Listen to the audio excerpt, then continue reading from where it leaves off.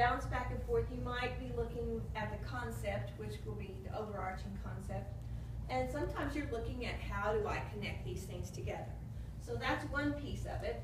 And this, the whole cycle is your first unit of study. And then as you come up with your, we'll do essential questions, as I said, later. And we'll be looking at that integrated unit as we come back from your 101s.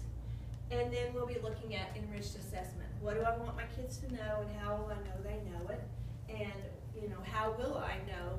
Do I want it formal? Do I want it to be ongoing? What am I going to do here? So we'll be looking at assessment as well. So that's the first cycle, and then you can, this isn't, actually it is, okay. So here's your first cycle, and then it cycles down to the next unit, and then the next unit.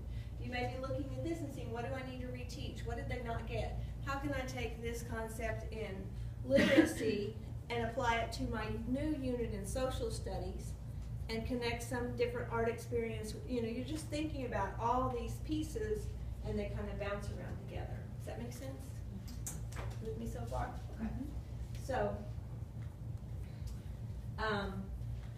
well, this is an example of an overarching concept for the beginning of the year. Relationships. Ours is balance, but this one is relationships.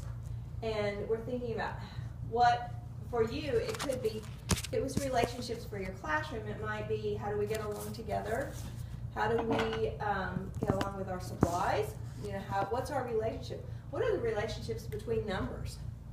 What are, you know, just all those different connections that you can have with relationships. I'm going to kind of skip that one for now. This one, we don't need to do that. And then back to that triple track, thinking about the different ways that you can be thinking about what we're doing. We've already talked about that, so this one I'm skipping too. This has a lot of stuff, and I'm going to be going back and forth between different parts, so I'm not going to let you look at, you don't need to look at some of the things that you don't. So as you're thinking about curriculum mapping, we're thinking about, this is first quarter, but it could be your first unit. I decided, I'm always making curriculum maps because, well, like you said, it never ends. So ours for first grade, we had one for our first unit of study. Compare and measure was our science. So we were doing similarities and differences. So that worked well. But then I thought, you know what, I want